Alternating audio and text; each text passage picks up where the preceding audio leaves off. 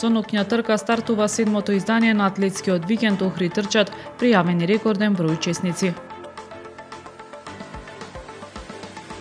Литургиско чествување на годишнината од деделувањето на Томосот за автокефалност на Македонската православна црква Охридска архиепископија на 5 јуни во црквата Света Софија.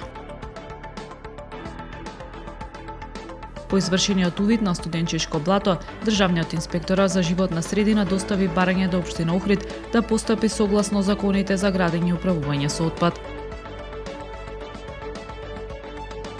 За надпреварувачката 2023-2024 година, дресот на ГРК Охрид ќе го носат четворица македонски репрезентативци: голманот Даниел Ѓорѓевски, левото крило Гоце Олевски, десното крило Никола Стоилевски и специјалистот за одбрана Милорад Куковски.